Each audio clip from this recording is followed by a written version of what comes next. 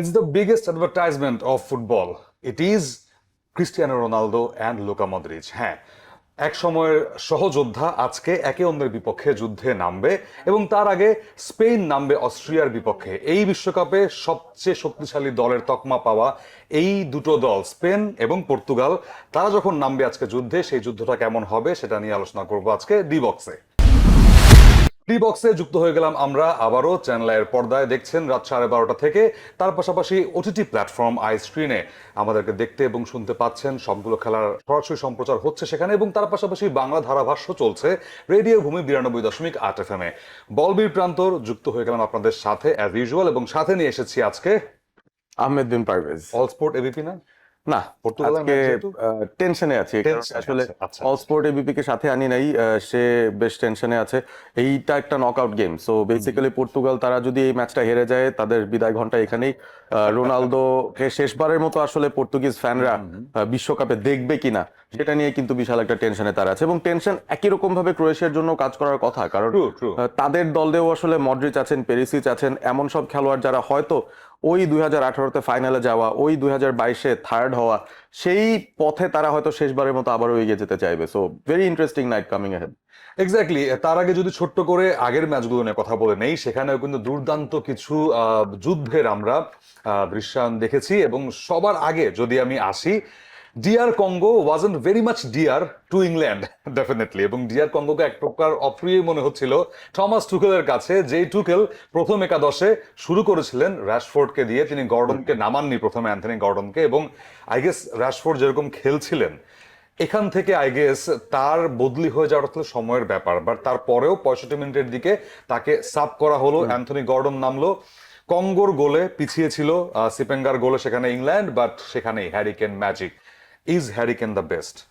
Hurricane এই মুহূর্তে আমার মনে হয় গোল স্কোরারের যদি হিসেবটা করি সেই জায়গায় তিনি আসলেই বেস্ট। এই পুরো সিজন চিন্তা যদি করি তাহলে কিন্তু হ্যারিকেনের চেয়ে বেশি সংখ্যক goal in terms of league matches, champions league এবং সেই সাথে ইন্টারন্যাশনাল ফুটবল আর কেউ দেয়নি। 72টা গোলে মনে হয় তিনি পৌঁছে গেছেন। সো একটা সিজনে এরকম ধরনের ফর্ম যিনি দেখান তাকে আসলে বেস্ট স্ট্রাইকার আপনি না বললে ভুল করবেন। সো হ্যারিকেনের দুটো গোলের দুটো টাইপ ছিল। একটা obviously the special hurricane header, যেখানে গর্ডনের একটা চমৎকার ক্রস, সেখানে তিনি মাথা চুইয়ে হেডারটা করেছেন।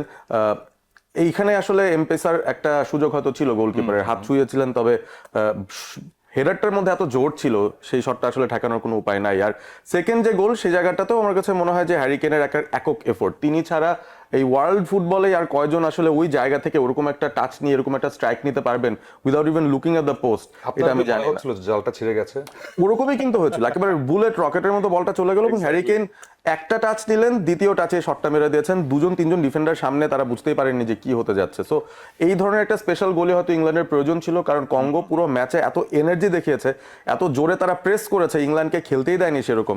সো ওই ব্যাপারটা থেকে ইংল্যান্ড একটা পরিত্রাণ পেয়েছে বলা যায়, একটা বেঁচে যাওয়ার মতো একটা ম্যাচ তাদের জন্য। ইয়েস, কিছু কিছু জায়গায় অবশ্যই ইংলিশরা তাদের দুর্বলতা দেখিয়ে দিয়েছে অন্যান্য দলগুলোকে ডেফিনেটলি, বাট একজনের কথা না বললেই নয়। সেখানে কঙ্গোর গোলকিপার LM1 লিওনেল এমপাসি, যার জার্সি নাম্বার 1, অর্থাৎ LM10 এর জায়গায় LM1 সেখানে দুর্দান্ত সেভ করেছেন। আমার মনে হয় তিনি গোটা 8 তো সেভ করেছেন, যেগুলো একদম নিশ্চিত অর্থে গোল ছিল। এবং শেষ দিকে সেই হ্যারিকেনের মাপা হেডারটা, যে হেডার তিনি বুন্দেসলিগায় ভুরি ভুরি গোল করেছেন সেখানে। সো সবাইকে কৃতিত্ব দিতে হয় definitely. So moving forward to Belgium Senegal match, যেটা আমরা বলছিলাম যে এই ম্যাচটা সেই টাই ব্রেকারে যেতে পারে, বাট তার আগে বলছিলাম যে টাইট হবে এবং এক্সট্রা টাইমে যাবে, এবং সেটাই কিন্তু হয়েছে। 124.44, অর্থাৎ 124 মিনিট 44 সেকেন্ড ওয়ার্ল্ড কাপের ইতিহাসে সবচেয়ে দেরিতে দেয়া এটা মনে হয় একটা গোল, এবং সেই রেকর্ডটা কিন্তু এই গোলটা করে ফেলেছে। কিভাবে দেখছেন এই ম্যাচটাকে? না, একেবারেই সত্যি খুবই টাইট একটা গেম ছিল, এবং সেনেগাল এই ম্যাচটাতে আসলে নিজেদের অনেক আনলাকি ভাবতে পারে, কারণ এই ম্যাচের শুরু থেকে সেনেগালের যে পারফরমেন্স ছিল, তারা 85 মিনিট পর্যন্ত বেলজিয়ামকে লিড করছিল 2-0 গোলে। সেখানে দিয়াতা গোল করেছেন, সেখানে ইসমাইলা সার গোল দিয়েছেন, এবং 85 মিনিট পর্যন্ত যখন 2-0 বেলজিয়াম এতগুলো চেঞ্জ করে ফেলেছে, তারা কেভিন ডি ব্রুইনাকে সাবো করে ফেলেছে, ডকুকে সাব আউট করে ফেলেছে। আমার মনে হচ্ছিল যে হালি ছেড়ে দিল বোধহয়, কিন্তু সেখান থেকে যে একটা ট্রান্সফরমেশন হবে, লুকাকু নেমে আসলে একটা ইমপ্যাক্ট ক্রিয়েট করেছে দিন শেষে। লুকাকু গোল, এন্ড দেন টিলেম্যান্স তিনি আরো একটা গোল করেছিলেন, এবং তারপর ম্যাচটা চলে গেল এক্সট্রা টাইমে। বাট সবকিছু ছাপিয়ে ওই যে পেনাল্টিটা, আমি জানি যে অনেক কন্ট্রোভার্সিয়াল জিনিস, বাট স্টিল সবাই মতামত জানতে চাইবেন এটা নিঃসন্দেহে। আপনার কাছে মতামত জানতে চাইছি, পেনাল্টিটা হয়েছিল কিনা? পেনাল্টিটা আমার মনে হয় হয়েছে, তবে রুল বুক যেহেতু রুল জানিয়ে দিয়েছে, সে রুল অনুযায়ী আসলে পেনাল্টি এটা হওয়ার কথা, বিকজ বলের উপর ডিফেন্ডারের কোনো পায়ের টাচ ছিল না, তার পাটা টাচ করেছে ওই ফরওয়ার্ডকে। সরাসরি গিয়ে কিন্তু সেই ফরওয়ার্ডকে টাচ করেছে। প্রবলেম যেটা হয়েছে, তিনি আনলাকি কেন, ওই ডিফেন্ডারটা আনলাকি কেন, কারণ হচ্ছে তিনি যখন অলরেডি অ্যাকশনে যাওয়া শুরু করেছেন বলটাকে মারার জন্য, ইয়েস, কিন্তু তার চোখের সীমানায় ওই ফরওয়ার্ড বা টিলেম্যান্স তিনি ছিলেন না। হ্যাঁ, পিছন থেকে এসে তিনি পাটা সামনে বাড়িয়েছেন, ঠিক তখনই বলে হিট করতে গিয়ে টিলেম্যান্সের পায়ে ওই ডিফেন্ডার কামারা তিনি হিট করেছেন। সো এইটা আমার কাছে খুবই আনলাকি লেগেছে, যে আনফরচুনেটলি এটা আসলে পেনাল্টি ছাড়ার কোনো অপশন ছিল না, বাট রেফারি কিন্তু ইনিশিয়ালি নট পেনাল্টি এটাই দিয়েছিলেন, মানে পেনাল্টি হবে না বলেছিলেন। ভিএআর রেফারিকে বাধ্য করেছে দেখতে, এবং অনেকক্ষণ যাবত আমার মনে হচ্ছিল যে রেফারি তার ইগোতে আটকে আছেন, তিনি আসলে চাইছেন যে তার সিদ্ধান্তটাই থাকুক, বাট right. তাকে কনভিন্স করার জন্য ভিআর বিভিন্ন ধরনের ফুটেজ দিয়েছে, এবং শেষ পর্যন্ত যে কনক্লুসিভ ফুটেজ ছিল যে বলে কোনো টাচ নেই, সরাসরি প্লেয়ারের পায়ে আঘাত করেছিলেন ডিফেন্ডার, এবং সে কারণে পেনাল্টি, এবং সেই পেনাল্টিটা আবার টিলেম্যান্স নিজেই নিলেন। সো দুটো গোল পেয়েছেন এই স্ট্যান্ডিং ক্যাপ্টেন বেলজিয়ামের। এক্স্যাক্টলি, স্ট্যান্ডিং ক্যাপ্টেন গোলটা পেয়েছেন, এবং টিলেম্যান্সকে বলতে হচ্ছে বেশ বেশ lucky. Yes, lakh favours the brave, সেটা বলতে হয়। অপরদিকে আনলাকি সেনেগাল, মানে অ্যাফকনের পরে তারপরে তারা এই বিশ্বকাপে খেলতে নেমেছেন, এবং এই বিশ্বকাপে একদম শেষ মোমেন্টে সেই রেকর্ড করা গোলে তারা বাদ পড়ে গেল।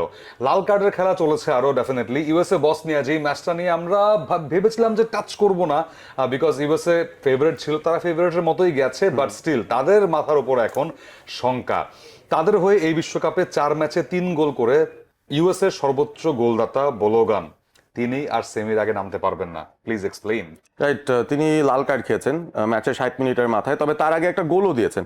মানে বালোগুনের খুব ইন্টারেস্টিং একটা দিন গেছে ফর ইউএসএ, কারণ শুরুতে তার একটা গোল ডিসঅ্যালাউড হয় অফসাইডের জন্য, পরবর্তীতে 45 মিনিটসের সময় একটা গোল দিয়েই ফেলেন তিনি, যে গোলে ইউএসএ লিড পায়।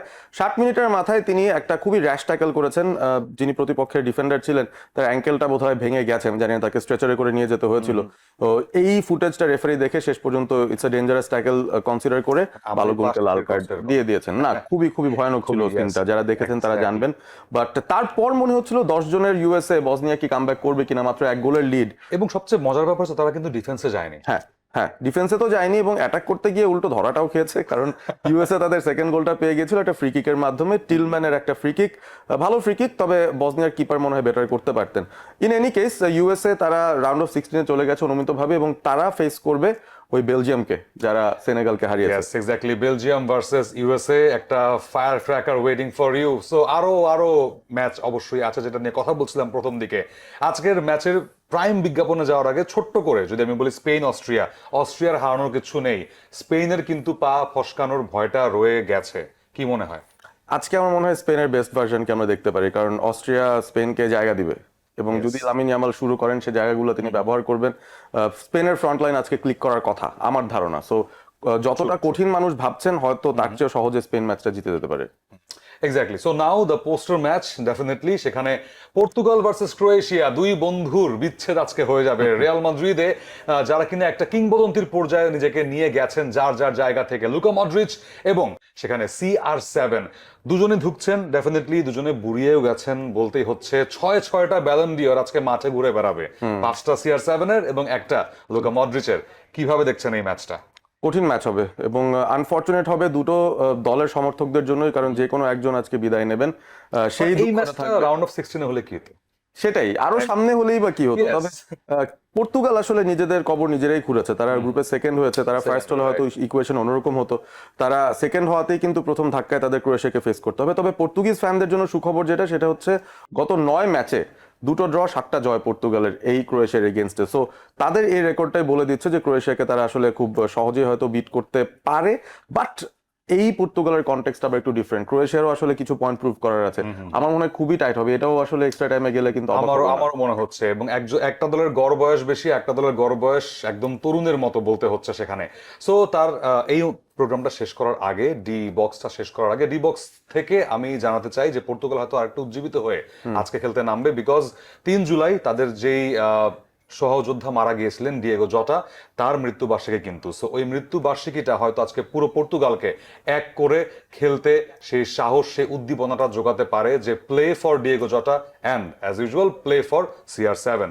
ডি বক্স থেকে আজকে বিদায় নিচ্ছি। চ্যানেলের পর্দায় অবশ্যই দেখতে ভুলবেন না, এবং OTT প্ল্যাটফর্ম আইস্ক্রিনে আমাদেরকে প্রত্যেকটা ম্যাচেই পাবেন, প্রত্যেকটা ম্যাচেই সরাসরি সম্প্রচার হচ্ছে, এবং রেডিও ভূমিতে থাকবেন আপনারা বাংলা ধারাভাষ্য শুনতে। আজকের মতো বিদায় নিচ্ছি ডি বক্স থেকে। Good bye and tata.